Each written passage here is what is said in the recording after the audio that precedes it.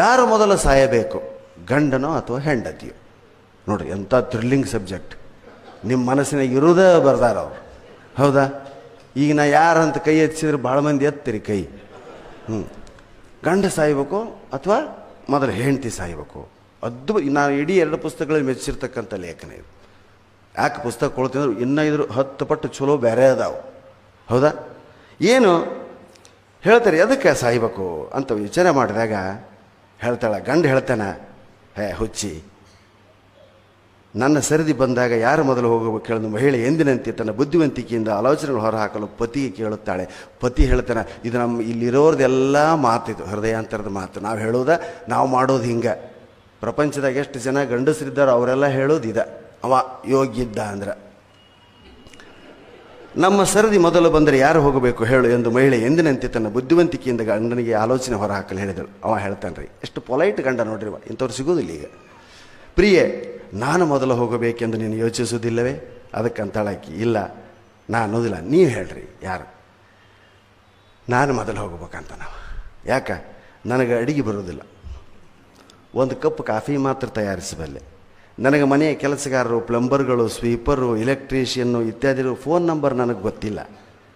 ನೀ ನನಗೆ ಔಷಧ ಕೊಡ್ತಿ, ಯಾವ ಔಷಧ ಗುಳಿಗನೂ ಸಹಿತ ನನಗೆ ಗೊತ್ತಿಲ್ಲ. ಮುಂದೆ ಓಪನ್ ಮಾಡಿ ನೀ ಕೈಯಾಗಿ ಹಿಡಿತಿ, ನಾ ತೊಗೊಂಡು ಬಾಯಿಗೆ ಹಾಕ್ಕೋತೀನಿ, ಆಮೇಲೆ ನೀ ನೀರು ಹಾಕ್ತಿ. ಬೇರೆ ಅರ್ಥದಿಂದಲ್ಲ, ಅವು ಗುಳಿಗೆ ಒಳಗೆ ಹೋಗಲಿ. ಫೋನ್ ಸಂಖ್ಯೆ ತಿಳಿದಿಲ್ಲ, ಯಾವ ಔಷಧಿ ಕೊಡ್ತೀವಿ ಅಂತ ನನಗೆ ಹೆಸರು ಸಹಿತ ಗೊತ್ತಿರೋದಿಲ್ಲ. ಅಂಥ ಔಷಧ ನನಗೆ ಕೊಡ್ತಿದ್ದಿ. ನೀ ಅಡುಗೆ ಮಾಡ್ತಿ, ಮೊಮ್ಮಕ್ಕಳನ್ನ ನೋಡ್ಕೊಳ್ತಿ, ಅವ್ರನ್ನ ಶಾಲೆಗೆ ಕರ್ಕೊಂಡು ಹೋಗ್ತಿ, ನನ್ನ ಚಾಳೀಸ ಸಹಿತ ಹುಡುಕಕ್ಕೆ ಸಹಾಯ ಮಾಡ್ತಿ. ವಿಫಲ ಆದಾಗ ನೀನೇ ಬಂದು ಹುಡುಕಿ ಕೊಡ್ತಿದ್ದಿ. ಎಷ್ಟೋ ಸಲ ಹಣಿ ಮ್ಯಾಗ ಇಟ್ಕೊಂಡು ಹುಡುಕ್ತಿರ್ತೀನಿ ನಾನು. ಅಂಥದ್ದು ಕೆಳಗಿಳಿಸಿ ಇಲ್ಲೇ ಐತೆ ಅಂತ ಹೇಳ್ತಿದ್ದಿ. ನಾನು ನಿನ್ನ ಮೇಲೆ ಸಂಪೂರ್ಣವಾಗಿ ಅವಲಂಬಿತನಾಗಿರುವೆ. ನೀನು ಇಲ್ಲದೆ ನನ್ನ ಜೀವನ ಶೋಚನೀಯವಾಗಿರುತ್ತದೆ. ಅದಕ್ಕೆ ನಾ ಮೊದಲ ಸಾಯಬೇಕು. ಗಂಡಸರು ಚಪ್ಪಾಳೆ ಹೊಡಿಬೇಕು. ಇದಕ್ಕೆ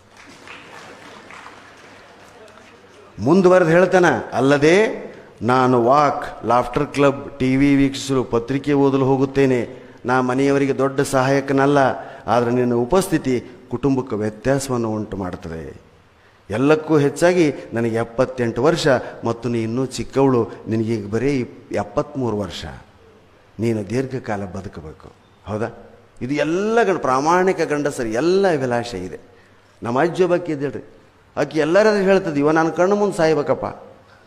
ಎಲ್ಲರೇ ಎಂತ ಮಾತಾಡ್ತೀಯ, 35 ಸಾಯ್ಬೇಕು. ನೀನು ಬೆಂಕಿ ಹಚ್ಚ 35 ತನಕ. ಇವ ನನ್ನ ಕಣ್ಣು ಯಾಕಂದ್ರೆ ಇವಾಗ ಏನು ಬೇಕು, ಇವನ ಆಳ ಅಗಲಗಳನ್ನು ಬಲ್ಲೆ ನಾನು. ಯಾವಾಗ ಏನು ಬೇಕು, ಇದು ಯಾವಾಗ ಸಿಟ್ಟಿಗೆ ಹೇಳ್ತದೆ, ಕಾರ್ ಹೆಚ್ಚಾದರೂ ಸಿಟ್ಟಿಗೆ ಹೇಳ್ತದೆ, ಕಮ್ಮಿ ಆದರೂ ಸಿಟ್ಟಿಗೆ ಹೇಳ್ತದೆ. ನಾನು ಹೋಗಿಂದ ಇದ್ರದ್ದು ನಾಯಿ ಪಾಡಾಗ್ತದೆ, ಅದಕ್ಕೆ ನಾ ಸಾಯ್ಬೇಕು ಅಂತ ಹೇಳ್ತದ್ಲ ಆಕಿ. ಇದನ್ನು ಯಾವ ಪುರಾಣಗಳು ಅರ್ಥೈಸೋದಿಲ್ಲ ರೀ, ಹೌದಾ? ಅದು ನಿಜವಾದ ಅಳಲಾಕಿ. ಇದು ನಮ್ಮ ಅಜ್ಜಿನೇ ಇದ್ಲಿ ಹಿಂಗೆ. ನಾ ಇದು ಹೋಗ್ಬೇಕು ನಾನು ಮುಂದೆ. ಇದು ಮುಂಜಾನೆ ಹೋದ್ರೆ ನಾನು ಸಂಜೆಗೆ ಹೋದ್ರೂ ನಾನು ಚಿಂತೆ ಮಾಡೋದಿಲ್ಲ. ಇದನ್ನು ಇನ್ನೊಬ್ಬರ ಕೈಯಾಗಿ ಒಪ್ಪಿಸಿ ಹೋಗೋದಿಲ್ಲ ನಾನು ಅಂತಿದ್ಲು. ಎಂಥ ಮಾತ್ರ ಇದು. ಅದೇನು ರೋಷಕ್ಕಂತಿದ್ಲು, ಅಭಿಮಾನಕ್ಕಂತಿದ್ಲು, ಅದು ಎರಡನೇ ವಿಷಯ.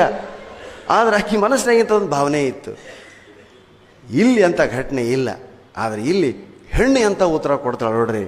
ಗಂಡನ ಈ ಮಾತುಗಳನ್ನು ಹೆಂಡತಿ ಶಾಂತಚಿತ್ತಳಾಗಿ ಆಲಿಸಿದ ಬಳಿಕ, ನೀವು ಹೇಳಿದನ್ನೆಲ್ಲ ಮುಗಿಸಿದ್ದೀರಾ ಎಂದು ತನ್ನ ಗಂಡನನ್ನು ಕೇಳುತ್ತಾಳೆ. ಪತಿ, ಹೌದು, ಈಗ ನಿನ್ನ ವಿಚಾರಗಳನ್ನು ಹೇಳು ಎನ್ನುತ್ತಾನೆ. ಆಕೆ ಹೇಳ್ತಾಳೆ, ನಿಮ್ಮ ಮಾತುಗಳಿಗೆ ಒಪ್ಪಿಗಿದೆ, ಆದರೆ ಅವೆಲ್ಲವೂ ತುಂಬ ಚಿಕ್ಕದಾಗಿದೆ. ನೀವು ಪ್ರಮುಖ ಅಂಶಗಳನ್ನೇ ನೋಡಿಲ್ಲ. ಹೇಳ್ತಾಳೆ, ಏನು? ನೋಡಿ, ನೀವು ಯಾವುದೇ ದೊಡ್ಡ ಕಾಯಿಗಳಿದೆ ಆರೋಗ್ಯವಾಗಿದ್ದೀರಿ. ನಿಮಗಿರೋ ಕಾಯಿಲೆ ಒಂದೇ ಕಾಯಿಲೆ ಅಂದರೆ ಅದು ಮರೆವು. ಅದು ನನಗೂ ಇದೆ. ನನಗೆ ಮಧುಮೇಹ, ಅಧಿಕ ರಕ್ತದಳ ಮತ್ತು ಸಂಧಿವಾತವಿದೆ. ನಾನು ಖಂಡಿತವಾಗಿಯೂ ಕುಟುಂಬಕ್ಕೆ ಹೊರೆಯಾಗಿದ್ದೇನೆ. ನೀವು ನನ್ನನ್ನು ವೈದ್ಯರ ಬಳಿಗೆ ಒಯ್ಯುತ್ತೀರಿ, ಪ್ರಯೋಗಾಲಯ, ಔಷಧಗಳನ್ನು ತಂದು ನನ್ನ ನೋಡಿಕೊಳ್ಳುತ್ತಿದ್ದೀರಿ. ನನಗೆ ಗೊತ್ತಿಲ್ಲದ ಹಣಕಾಸು, ಬ್ಯಾಂಕಿಂಗ್ ಕೆಲಸ ಇತ್ಯಾದಿಗಳನ್ನು ಸಹ ನೀವೇ ನೋಡಿಕೊಳ್ಳುತ್ತೀರಿ. ನಾನು ಹೋದರೆ ನೀವು ನನ್ನ ಮೇಲೆ ವಹಿಸುತ್ತಿರುವ ಸಮಯದ ಅರ್ಧದಷ್ಟು ಉಳಿತಾಯವಾಗುತ್ತದೆ. ನೀವು ಸಮಾಜದಲ್ಲಿ ಗೌರವಾನ್ವಿತ ವ್ಯಕ್ತಿಯಾಗಿದ್ದೀರಿ ಮತ್ತು ಅನೇಕರು ನಿಮ್ಮ ಸಲಹೆಯನ್ನು ಕೇಳುತ್ತಾರೆ. ನೀವು ಗೌರವಾನ್ವಿತ ವ್ಯಕ್ತಿಯಾಗಿ ಅನೇಕ ಸಂಸ್ಥೆಗಳ ಮಂಡಳಿಯಲ್ಲಿದ್ದೀರಿ. ನೀವು ಪ್ರಮುಖ ವ್ಯಕ್ತಿ. ನೀವು ಉಳಿಯಬೇಕು. ನಾನು ಉಳಿದರೆ ಬರೀ ಅಡಿಗೆ ಮನೆಗೆ ಸೀಮಿತ, ನೀವು ಉಳಿದರೆ ಇಡೀ ಸಮಾಜಕ್ಕೆ ಸೀಮಿತರಾಗ್ತೀರಿ. ಹೌದಾ ಸ್ನೇಹಿತರೆ? ಬಹಳ ಹೊಸ ವಿಚಾರ. ನಾವು ಇಷ್ಟು ಓದಿವಿ.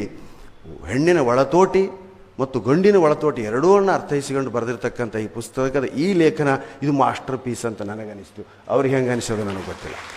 ಹಾಗೆ ಕೊನೆಗೆ ಹೇಳ್ತಾರೆ, ಯಾರು ಮುದುರಿ ಯಾರ ಸತ್ತಾರಿ ಅವ್ರ ಮನ್ಯಾಗ ಮುದುಕ್ರಿ ಅದು ವಯಸ್ಸಾಗಿತ್ತು ಸರ್ ಎಂದೋ ಹೋಗ್ಬೇಕ್ರಿ ಇವತ್ತು ಹೋಗ್ಯದ ಅಗದಿ ಲಘುವಾಗಿ ಮಾತಾಡ್ತೀವಿ ನಾವು. ಆದರೆ ಏಜ್ ಆದವ್ರ ಸತ್ರ ಎಂಥ ಒಂದು ಭಾವನೆ ಬರ್ಬೇಕು ನಮ್ಮ ತಲೆಯಾಗಂದ್ರೆ ಒಂದು ನಾಣ್ಣುಡಿಯನ್ನು ಬರೀತಾರೆ ಅವರಲ್ಲಿ. ವಯಸ್ಸಾದವರೊಬ್ಬರು ಸತ್ತರೆ ಗ್ರಂಥಾಲಯವೊಂದು ಮುಚ್ಚಿ ಹೋದಂತೆ. ವಯಸ್ಸಾದವರೊಬ್ಬರು ಸತ್ತರೆ ಗ್ರಂಥಾಲಯವೊಂದು ಮುಚ್ಚಿ ಹೋದಂತೆ, ಬುದ್ಧಿಕೆ ಮತ್ತು ಜ್ಞಾನದ ಸರೋವರ ಒಂದು ಒಣಗಿ ಹೋದಂತೆ. ನಾವು ಹಿರಿಯರನ್ನ ಬರೆಯೋರು ವಯಸ್ಸಿನ ಮೇಲೆ ಕೈಕಾಲಿಲ್ಲ ಹಾಸಿಗೆಗೆ ಎಲ್ಲ ಮಾಡ್ಕೊತ ಅನ್ನೋ ದೃಷ್ಟಿಯಿಂದ ಮಾತ್ರ ನೋಡ್ತೀವಿ. ಅದೊಂದು ಬತ್ತದ ಜ್ಞಾನ ಸಾಗರ. ನಾವು ಹುಟ್ಟೋಕ್ಕಿಂತ ಎಷ್ಟೋ ಮುಂಚೆ ಜಗತ್ತನ್ನು ನೋಡಿದಂಥ ಜೀವ ಅನ್ನೋ ಗೌರವ ನಮಗಿರೋದಿಲ್ಲ. ಇಂಥ ಮಾತುಗಳು ಇದರಲ್ಲಿ ಭಾಳ ಚಂದ ಮಕ್ಕಳ ಮುಂದೆ ಓದಿ ಹೇಳ್ಬೇಕು ನೀವು.